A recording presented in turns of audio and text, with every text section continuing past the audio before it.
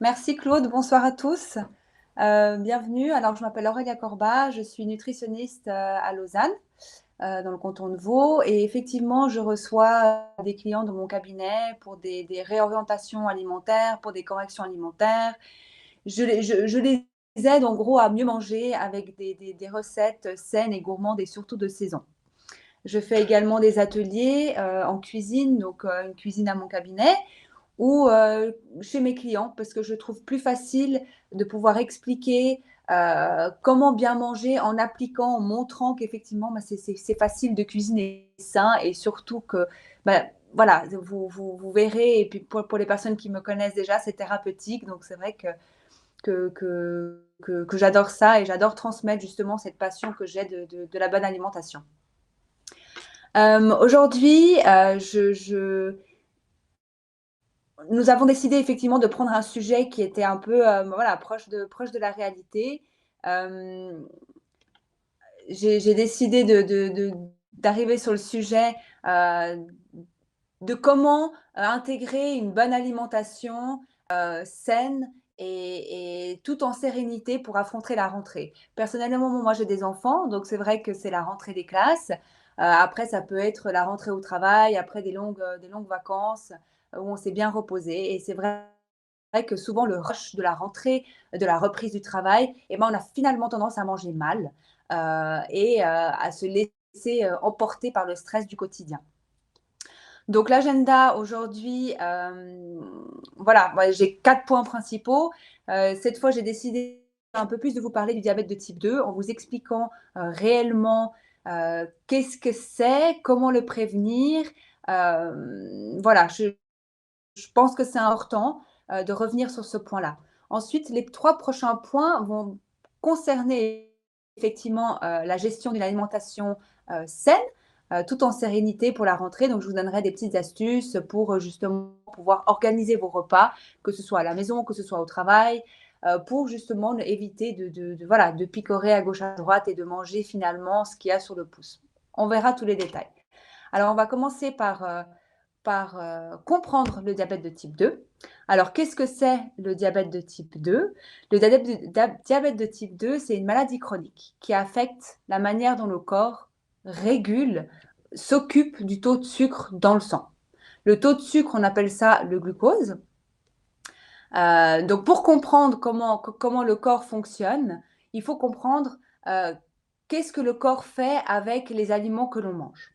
Alors, l'organisme, donc notre corps, va produire de l'énergie qui provient des aliments.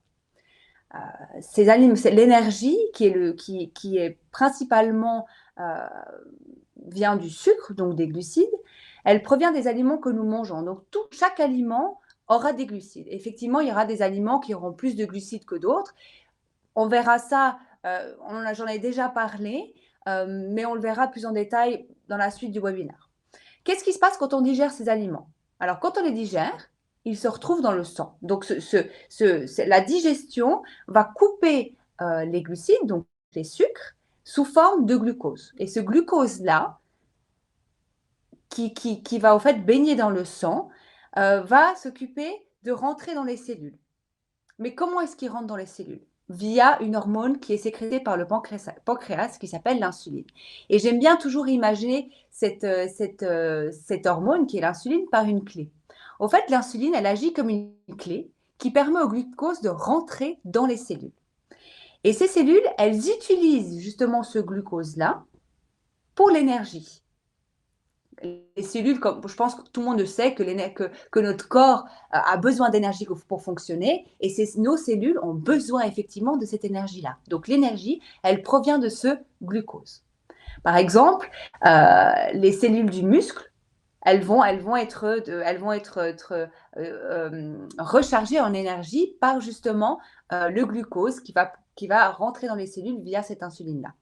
L'insuline, elle permet aussi de mettre en réserve du glucose dans le foie, qui lui va être utilisé comme énergie entre les repas ou pendant le sommeil. Ça veut dire on aura toujours besoin de cette énergie-là, et cette énergie-là, elle va être stockée et mise en réserve dans notre foie. Donc, encore une fois, grâce à l'insuline. Dans le cas du diabète 2, qu'est-ce qui se passe? Alors, C'est soit le pancréas ne produit plus suffisamment d'insuline, soit cette insuline-là, elle ne fait pas bien son travail. Voilà, on appelle ça une résistance à l'insuline. Une partie du glucose ne peut pas être utilisée, une partie de ce sucre-là qui ne peut pas être utilisée, elle va baigner dans le sang. Donc, qu'est-ce qui va se passer? On va avoir trop de sucre dans le sang, ce qui va créer une hyperglycémie. Voilà. Alors, tout le monde connaît un peu les symptômes de l'hyperglycémie. Par exemple, j'entends souvent, oui, je pique du nez après mon repas de midi. Et bien ça s'appelle une hyperglycémie. Souvent, on a tendance à manger un peu trop sucré à l'heure du repas.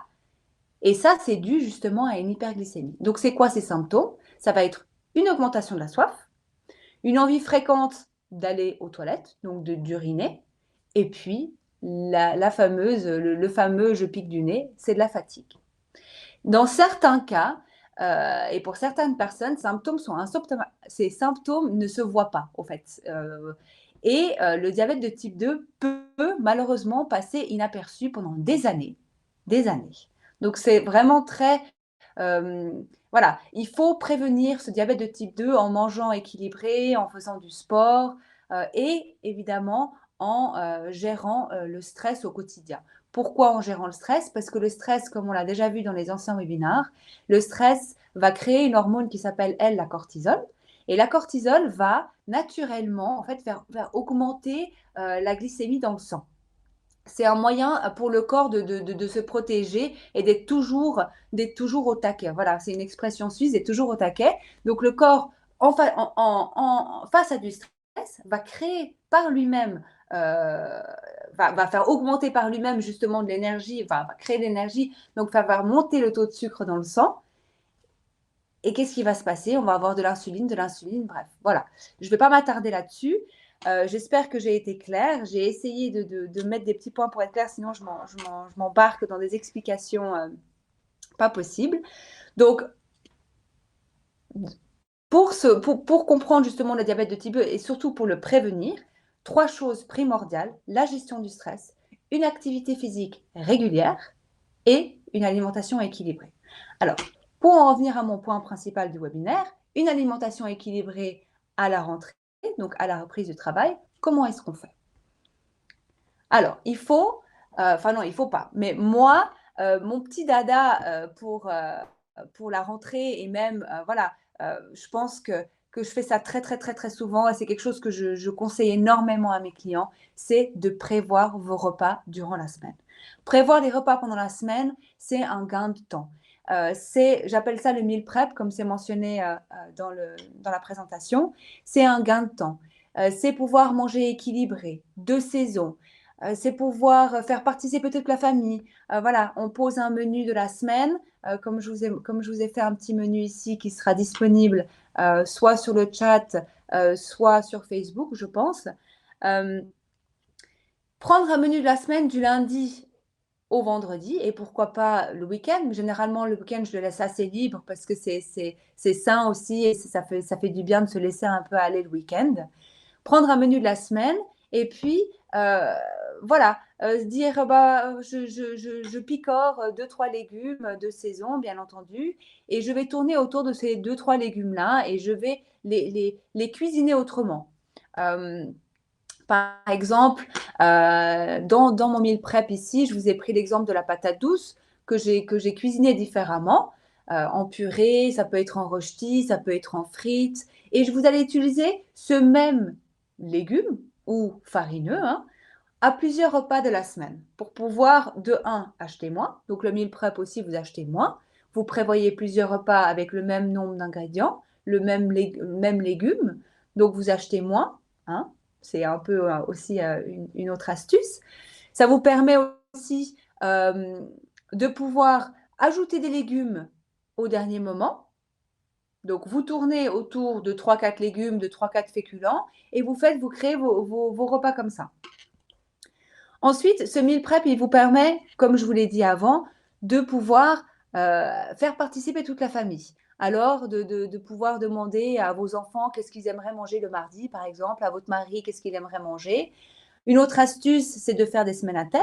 Si on est en manque d'inspiration, je sais pas, aujourd'hui c'est voilà, la semaine prochaine c'est la semaine mexicaine et la semaine d'après c'est la semaine asiatique. Vous tournez autour de thèmes, ça facilite aussi grandement le choix des recettes.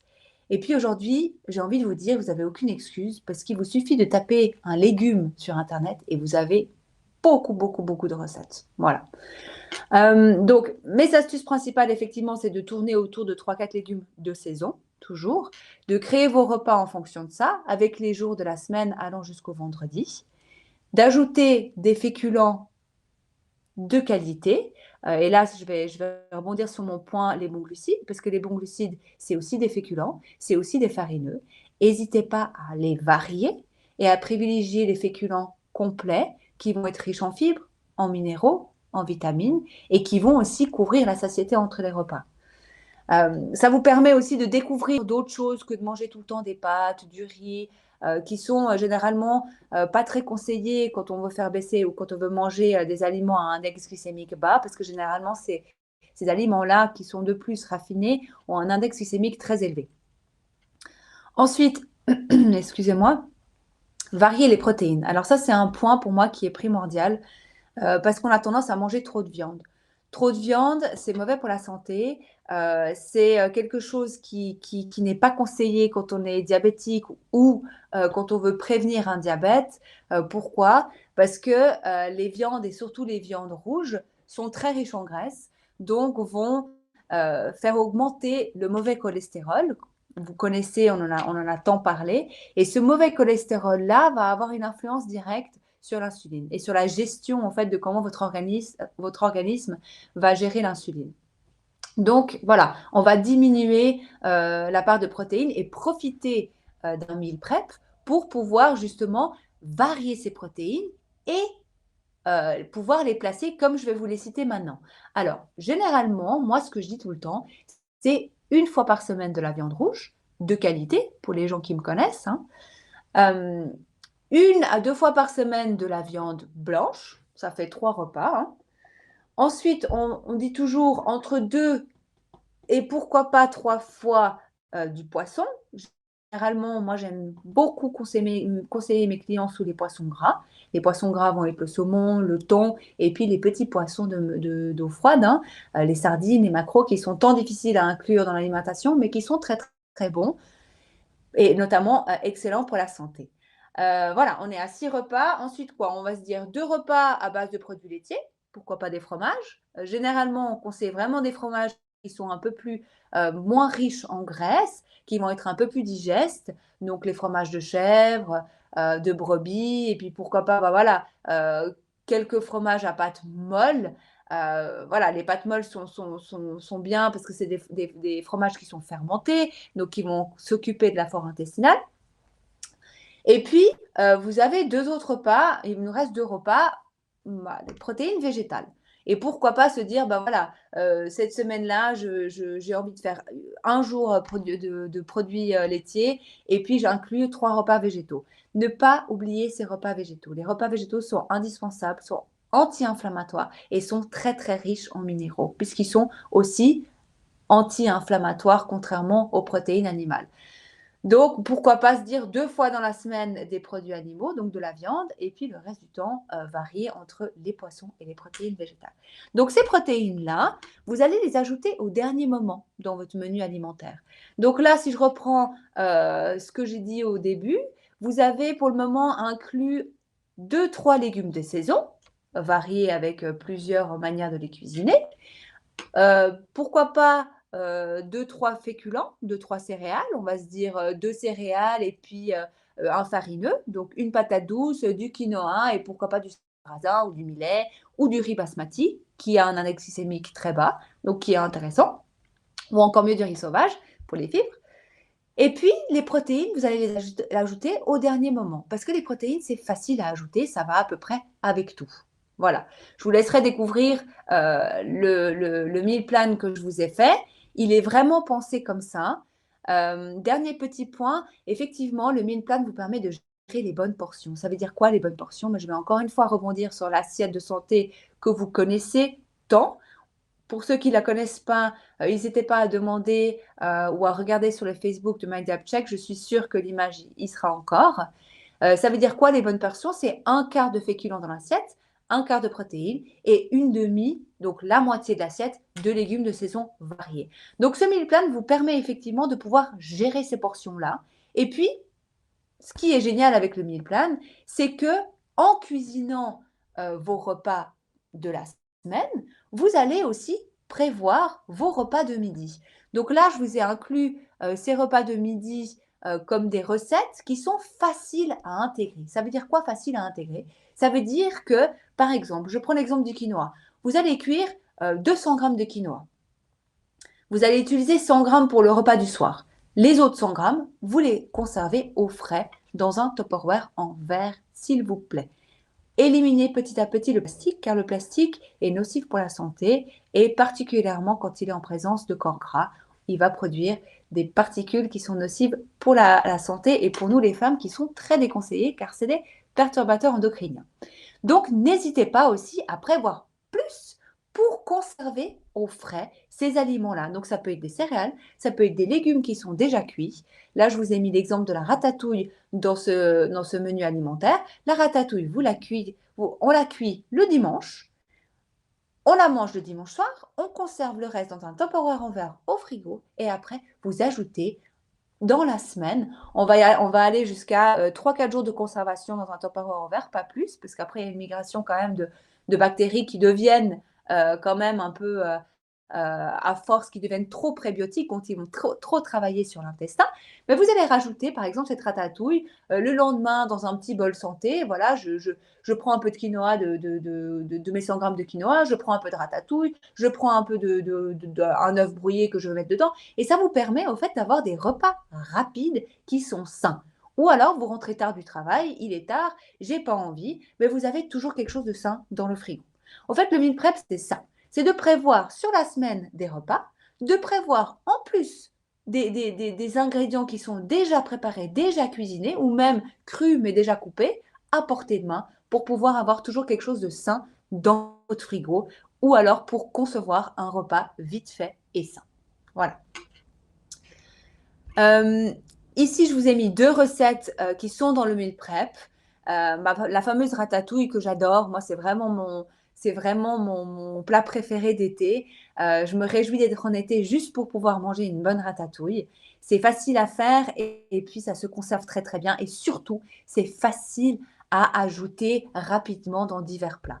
Et puis, je vous ai mis mes fameux petits toasts de patates douces. Ils sont présents dans le meal prep. Ça, c'est vraiment pour délier, pour pouvoir utiliser la patate douce autrement que toujours voilà, en purée, en frites. C'est d'utiliser en base de toast. Petite astuce, c'est très pratique aussi pour le petit déjeuner. Si vous voulez manger autre chose que toujours manger du pain, vous coupez simplement votre patate douce. À l'avance, c'est possible aussi. Vous conservez au frais vos petites tranches crues de patates douces et vous les mettez au grille-pain. Oui, au grille-pain, mais une bonne, pas une dizaine de fois quand même, c'est un peu trop, mais je dirais 6 à 7 fois. Vous les remettez à chaque fois au grille-pain jusqu'à ce que vous arriviez facilement à passer un couteau à travers. Voilà. Sinon au four, mais c'est un peu plus long. Voilà. Donc, pour continuer dans la base de la gestion d'alimentation pour une reprise, pour une bonne reprise, hein, eh ben, je vais vous parler du point que j'adore aussi, c'est manger au travail.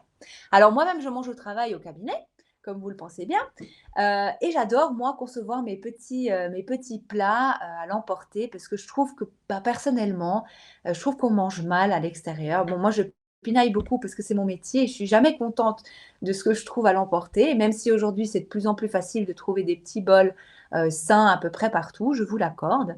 Et je préférerais effectivement que vous vous dirigiez vers ces petits plats sains qu'on trouve aujourd'hui plus facilement que ces plats préparés dont je ne citerai pas la marque dans des grandes surfaces.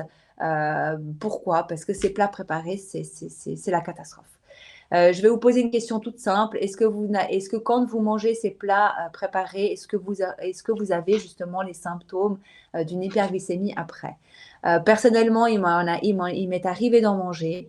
et c'est la catastrophe. Vous avez soif après, vous êtes fatigué, vous allez constamment en toilette. Et ben c'est exactement les symptômes d'une hyperglycémie.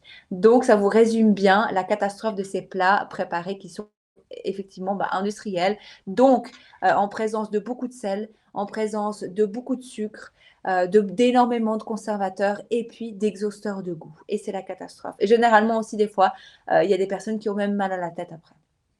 Donc, ces plats industriels sont déconseillés, surtout pour les personnes qui ont un diabète de type 2, pour les raisons dont je vous ai citées avant. Et puis, également parce que ces produits chimiques vont venir modifier le message et puis, j'ai envie de dire, l'osmose des cellules. Donc, à force, c'est pas sain.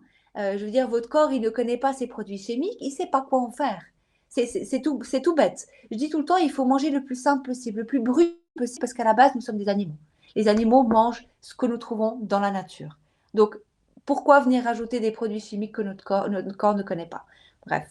Et après, une chose toute bête, c'est quand vous voyez la date de péremption de ces produits industriels, on se demande combien de temps ils se mettent à se dégrader dans notre organisme. Voilà, tout simplement. Alors, prévoir ses repas à l'emporter, c'est facile. Alors, on va revenir sur le meal prep. Le meal prep, je vous ai dit, vous allez cuire en avance pour pouvoir avoir toujours quelque chose de sain dans votre frigo. Et c'est la même chose pour vos repas de midi. Le soir, vous cuisinez quelque chose. On reprend par exemple la fameuse ratatouille avec le quinoa. Vous allez cuire tout ça. Le lendemain, vous vous faites un petit bol à l'emporter au travail. Et c'est facile. Il suffit simplement de cuisiner un peu plus en quantité pour prévoir pour votre travail. Ça, c'est effectivement le point cuisiner malin. Parce que cuisiner malin, ça veut dire je prévois pour la semaine. La seule chose qu'il faut effectivement bien savoir, c'est qu'au-delà de 4 jours, les aliments ne se conservent très très mal parce que vous allez avoir mal au ventre. Je prends l'exemple, excusez-moi, du quinoa qui, généralement, on ne dépasse pas 2 jours. Parce que le fait qu'on le conserve au frais, il va créer justement des bactéries. Je rebondis un peu sur le point que j'ai dit avant. Il va créer des bactéries qui vont fermenter. Donc, c'est bon, 1 ou 2 jours, parce que du coup, ça vient nourrir la flore intestinale. Et c'est ce qu'on veut, la flore, les bactéries intestinales. Hein, et c'est ce qu'on aimerait. Mais trop, c'est mauvais, c'est mauvais parce que ces bactéries, à force, vont trop se transformer et faire trop travailler votre intestin. Voilà. Gérer les quantités, oui, ça vous permet aussi de gérer les quantités comme mentionné avant avec l'assiette de santé. Ça vous permet, je vais rebondir avec ce point-là sur les bols de santé qu'on trouve aujourd'hui un peu partout. Moi, quand je pinaille sur ces bols sains qu'on trouve partout, c'est parce que généralement, il y a beaucoup trop de glucides, donc beaucoup trop de céréales par rapport aux légumes. Quand vous prévoyez et que vous faites vos repas maison pour le travail, que vous venez emporter au travail, vous pouvez gérer justement ces quantités et mettre moins de glucides et plus de légumes, toujours en vous fiant à l'assiette de santé. Voilà. Les collations. Alors moi, j'entends souvent, j'ai pas le temps de manger au travail, ou j'ai pas faim, ou je vais pas avoir faim, ou le fameux je mange plus à midi pour éviter d'avoir faim à 4 heures ou à 5 heures au travail. Pourquoi vous empêcher d'avoir faim au travail? Pour éviter effectivement de grignoter à gauche à droite ou les chocolats que le collègue a amenés, les biscuits qui sont à la cafétéria. J'entends beaucoup ça. Je vais prendre un café, je prends un biscuit parce qu'ils sont là, donc je ne sais pas si j'ai faim, mais je les prends. Et si vous prévoyez vos collations pour le travail, ce serait effectivement mieux. Comme ça, vous pourriez effectivement savoir ce que vous avez dans les collations, vous réjouir de votre collation. Moi, j'ai beaucoup de clients qui me disent, vu que j'ai cuisiné mes collations le dimanche et que je les ai gardées soit au congélateur, soit au frais et que je les prends avec moi au travail, et je me réjouis de manger ma collation. Vous faites un banana bread, par exemple. Vous le faites le dimanche. Le lundi, le mardi, le mercredi, vous êtes sûr d'avoir une collation qui est de 1, très gourmande, parce que c'est très très bon les banana bread, et de 2, qui est saine. Et vous savez ce qu'il y a dedans. Donc voilà, ne sautez pas les repas. De 1, c'est très très très mauvais pour votre glycémie. Voilà, de toujours avoir, et surtout pendant la journée, j'ai envie de vous dire, parce que je vous parlerai après d'un point qui pour moi est important. mais ça demande quand même pas de sauter des repas. Donc, ne sautez jamais des repas et ne mangez pas simplement juste une salade à midi parce que voilà, j'ai peur de prendre du poids ou voilà, je sais que le soir je mange beaucoup, alors à midi je vais pas manger. C'est la catastrophe assurée. Sauter des repas pendant la journée de un ne va pas vous aider avec la gestion des quantités parce que vous allez arriver le soir complètement mort de faim. Et vous allez du coup picorer tout ce que vous avez sous le nez. Et puis, généralement, sauter des repas vous demande de manger beaucoup plus sucré en fin de journée que si simplement vous aviez géré votre alimentation au cours de la journée. Donc, c'est un peu le truc avec le fait d'amener au fait vos Tupperware en verre, hein, je précise, ou en métal. Moi, je préfère le verre personnellement au travail. Ça vous permet de gérer les quantités, de ne pas sauter de repas et de pouvoir manger sainement en fait au quotidien. Et quand on mange sainement au travail, vous évitez les coups de fatigue, vous évitez les grosses charges de stress, et puis vous rentrez à la maison sereinement, je suis désolée, je vais utiliser un terme qui est très suisse, mais sans crever la dalle, parce que moi j'entends souvent ça. Je rentre à la maison, je suis morte de faim, donc quand je prépare le dîner, je picore, je picore, je picore, et après arrivé au dîner, j'ai plus faim. Mais arrivé au dîner, vous avez plus faim et après, vous allez encore picorer après le dîner. Bref, voilà. Les Tupperware à privilégier, effectivement, c'est du verre. C'est les bocaux comme vous avez là. Moi, ça s'appelle les Mason jars. Vous les trouvez facilement partout sur Internet. Les Tupperware, aujourd'hui, vous en trouvez partout. Et puis, vous avez aussi ces petites soucoupes en métal que vous pouvez facilement prendre en pique-nique, mais prenez-les pourquoi pas au travail aussi. Et puis, éliminez-moi, s'il vous plaît, ces Tupperware en plastique. Ici, je vous ai mis deux recettes qui sont géniales pour les repas au travail. Alors, la première, je l'ai développée à la base pour mon mari parce qu'il adore les bouillons thaï, etc. Donc, c'est vraiment, c'est une version de nouilles instantanées, mais saine. Voilà. Et puis, c'est très, très, très, très facile à faire. Et puis, vous vous amusez quand vous faites ça, puis c'est délicieux. C'est vraiment, vraiment délicieux. La deuxième, c'est les galettes au sarrasin. Pour les personnes qui me suivent sur Instagram, j'en ai parlé toute la semaine justement par rapport au webinaire d'aujourd'hui. C'est très facile à faire. Moi, personnellement, je les fais le dimanche et puis je les garde 3 jours. Voilà, pas plus de 3 jours au frigo. Vous pouvez les garder sur une assiette recouverte. Bon, voilà, aujourd'hui, vous avez ces fameux couverts qui sont non pas en plastique, mais en cire d'abeille, ou alors tout simplement dans un Tupperware en verre, vous les pliez, puis voilà, vous les mettez au frigo. C'est très facile à intégrer au repas de midi. Là, je vous ai donné une version végétale, mais vous pouvez aussi mettre du jambon, vous pouvez aussi mettre du fromage, vous pouvez aussi mettre du houmous dedans. Vous pouvez aussi les utiliser pour un repas du matin avec des œufs. Enfin voilà, vous pouvez autant les manger le matin, à midi, à 4 heures, pourquoi pas, avec une bonne pâte à tartiner au cacao maison ou une bonne pâte à tartiner à l'amande. Hein. Et le soir, en version voilà, galette bretonne, la réelle recette. Voilà. Le dernier point, alors ça, je pense, c'est un de mes points préférés parce que ça sert à rien en fait de vous donner un explicatif d'un meal plan si vous ne comprenez pas la base des repas. Pour moi, la base des repas, elle est indispensable tout au long de la journée parce qu'elle va définir votre humeur, votre niveau de fatigue, les fringales que vous pourriez avoir, bref, ça va tout définir. Donc, je vais m'attarder un peu sur les 4 repas qui, pour moi, sont indispensables pour que vous puissiez comprendre et pour que vous puissiez, au fait, créer votre propre plan alimentaire, meal plan, de façon saine et de façon à ne pas avoir ces montées et ces baisses de glycémie pendant la journée. Alors, le petit déjeuner, je vais aller assez rapidement parce que je vois le temps qui court. Alors, le petit déjeuner doit être riche en graisse et en protéines. Voilà. Vous oubliez le sucre le matin. C'est la pire chose que vous puissiez donner à votre organisme le matin à jeun, c'est du sucre. Donc, pensez protéines animales, hein, des œufs, du jambon, du fromage, du poisson. Voilà, faites-vous plaisir. Du beurre, oui, en petite quantité. Dans le beurre, il y a de la vitamine A. On en a quand même besoin pour nos yeux. Voilà, c'est une question de portion, encore une fois. Donc un petit morceau de pain complet, avec du beurre, avec du fromage, du jambon, voilà. Faites part aux protéines, animales le matin et moi je dis tout le temps: «Le meilleur petit déjeuner, c'est un œuf à la coque bio avec une tranche de pain complet, encore mieux au levain, avec,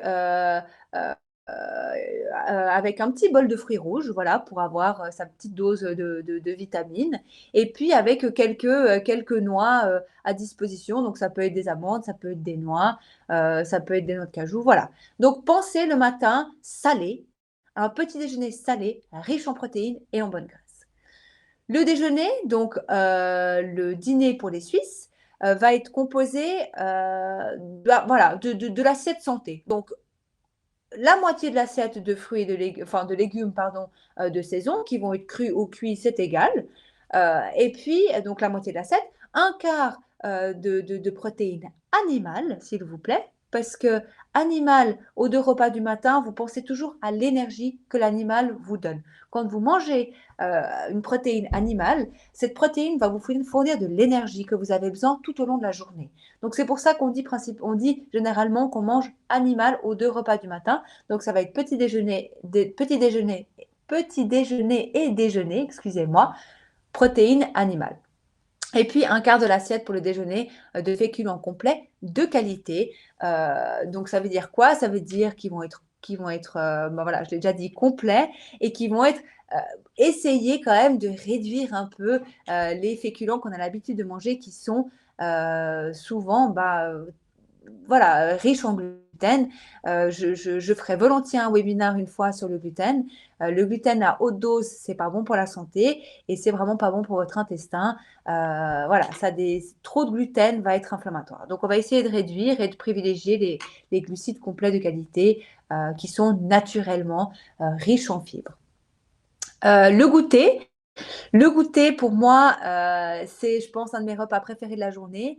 C'est un des repas où vous pouvez vous faire plaisir avec des aliments qui vont être sucrés.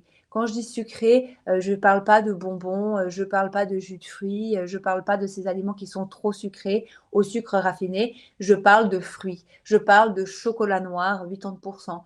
Je parle, par exemple, je ne sais pas moi, heu, de compote de fruits, de barres de céréales, pourquoi pas des barres de céréales maison, de dattes, de fruits secs. Je vous donne une petite recette que vous pouvez, je vous donne une petite recette que vous pouvez utiliser tout au long de la semaine, qui va être composée de dattes. Ah, vous m'entendez? Oui. J'avais un problème de connexion, excusez-moi. Et puis ce goûter-là, va être riche en protéines végétales. Essayez justement de vraiment de faire part aux protéines végétales, qui sont les oléagineux, donc les amandes, les noix de cajou et puis pourquoi pas ceux qui ont des becs un peu plus salés au goûter, bah, pourquoi pas manger du houmous, hein, voilà, moi des fois j'en mange, c'est délicieux aussi. Donc ça, c'est vraiment des glucides, et puis on parle de protéines végétales au moment du goûter et au moment du dîner.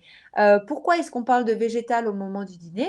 Parce qu'on va essayer justement d'alléger, la charge énergétique, pour le soir parce qu'on va tout simplement se coucher et quand on parle de protéines végétales, on va parler de glucides qui sont à index glycémique bas. Donc là, je parle de légumineuses principalement ou de céréales complètes, comme j'ai mentionné avant. Et puis, ces glucides à index glycémique bas sont indispensables pour la sécrétion de la sérotonine et de la mélatonine. Donc la mélatonine, c'est l'hormone du sommeil. Et puis c'est pour ça qu'on va aller avec une charge énergétique moins élevée et puis on va sécréter un peu plus on va sécréter un peu plus la glycémie, mais doucement, hein. Tout ça pour faire justement générer la mélatonine qui, elle, est l'hormone du sommeil. Et comme ça, on va justement bien dormir le soir.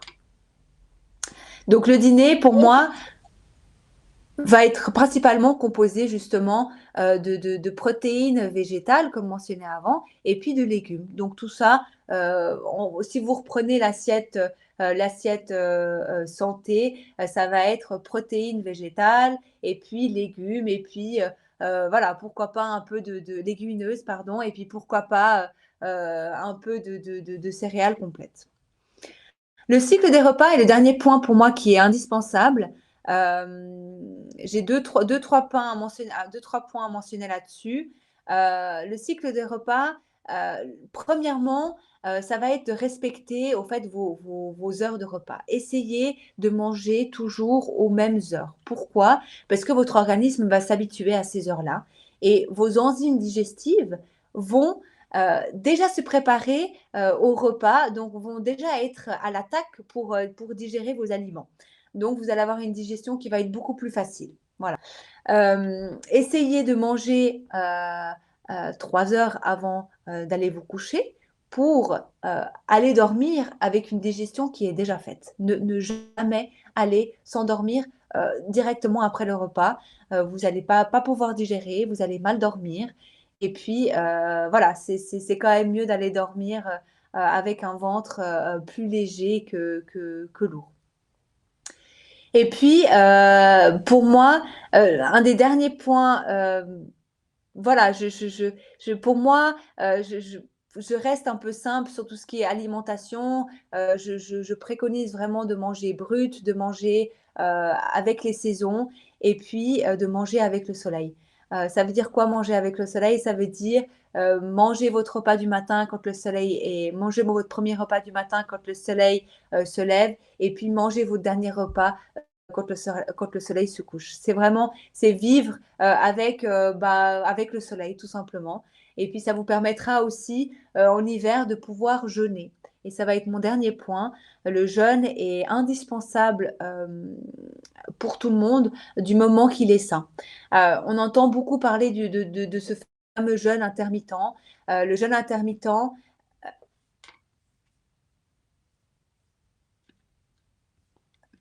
est-ce que vous m'entendez? Pardon, on a été coupé. Le jeûne intermittent est très important. Voilà, pour les personnes qui sont à risque de diabète ou qui veulent simplement faire un peu baisser voilà, la sensibilité de l'insuline. Le jeûne va protéger au fait la résistance de l'insuline et puis d'avoir une sécrétion trop persistante de l'insuline. Et quand je parle de jeûne sain, je parle d'un jeûne que vous faites quand vous allez vous coucher. Donc, on parle de 14 heures à 16 heures, par exemple, de 19 heures à 9 heures du matin ou de 18 heures à 10 heures du matin, vous allez jeûner. Mais c'est un jeûne qui est sain parce que c'est un jeûne que vous allez faire en dormant, tout simplement. Voilà. Les dernières recettes, je vous ai mis 2 recettes ici. Une recette parce qu'on parle de repas végétal le soir, tout le monde pense légumineuses. Légumineuses, mon Dieu, qu'est-ce que je vais faire à manger? Restez simple. Ici, je vous ai donné une recette qui est très très simple, qui vous permet de manger végétal le soir. Et puis, ma fameuse recette de collation qui vont être des boules à base de dattes. Moi, j'appelle ça des truffes cacao parce que c'est vraiment quelque chose. Enfin voilà, c'est des truffes qui sont à base de cacao et puis c'est pour des collations saines. Voilà, et que vous pouvez prendre au travail. Mes derniers conseils et astuces, bah, c'est un peu tout ce que je vous ai dit pendant tout le webinaire.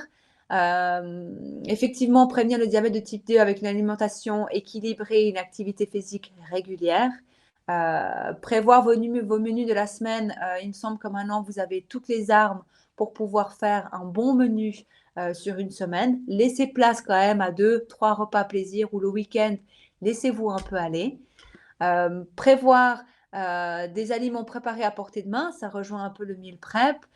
Cuisiner plus pour vos repas du travail, pensez-y, vous verrez, ça va vous changer vraiment votre quotidien. Respectez la composition des repas. Vous avez tous les secrets maintenant pour pouvoir gérer vos repas tout au long de la journée. Et puis, rythmez vos repas autour de l'horloge biologique. Donc voilà, pensez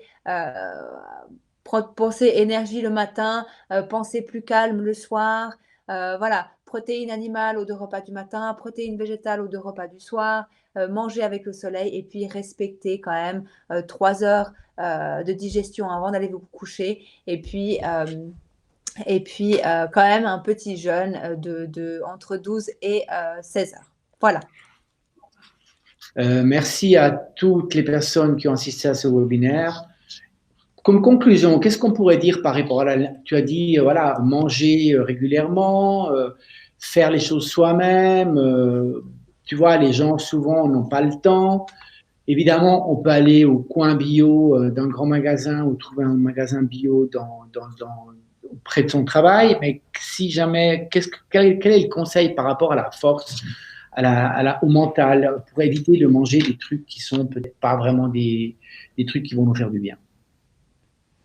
Il faut rester simple. Il faut rester simple.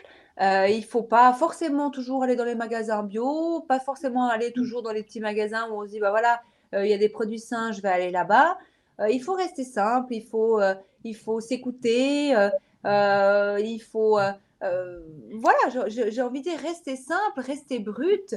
Plus vous mangerez des produits bruts, moins vous aurez de risques de maladies chroniques, hein. Là, on parle de diabète. Moins on aura de risques de vouloir plonger vers le sucre en fin de journée, parce que ces aliments bruts, au final, eh ben, ils nous donnent tout ce qu'on a besoin. Rester plus proche de la nature sans se prendre la tête, donc manger de saison, ben voilà. Il y a la courge qui va arriver bientôt, chouette, je vais faire des recettes autour de la courge. Voilà, il faut juste rester simple, s'écouter, ne pas se casser la tête. Et puis ben voilà, pour conclure sur ce meal plan, sur ces plans alimentaires, prenez-y du plaisir. Vraiment, prenez-y du plaisir. Ça prend 1 heure à tout casser le dimanche. Faites-le en famille, c'est drôle. Les enfants adorent parce que du coup, bah voilà, ce soir, on mange mon plat à moi, c'est moi qui l'ai choisi, ils en sont fiers. Et puis, des fois, de faire participer les enfants aussi pour la réalisation des recettes, c'est mieux parce que c'est à cet âge-là qu'on apprend à aimer la cuisine. Voilà, je pourrais encore dire plein de choses, Claude, mais je pense qu'il faut s'arrêter au D'accord. bout d'un moment. Merci beaucoup Aurélia, c'était vraiment super intéressant. Donc vous Merci pouvez à vous. retrouver Merci, Claude. le contenu de ce webinaire après sur notre site Facebook, hein. Dès demain, je pense qu'il sera en ligne. Vous pouvez également contacter Aurélia Corbaz sur www.nutrition-by-aurelia.ch. Si vous voulez faire le test, vous le trouverez sur le site de MyDiabCheck, www.mydiabcheck.ch. Vous retrouverez également sur YouTube le webinaire de Aurélia Corbaz aujourd'hui. Aurélia, on te retrouve très très bientôt, je pense dans un mois, pour un autre webinaire. Et je me réjouis Avec plaisir. de te revoir. Et merci à tous nos auditeurs et merci à toi. Bonne soirée. Merci, Claude. Bonne soirée à tous. Merci.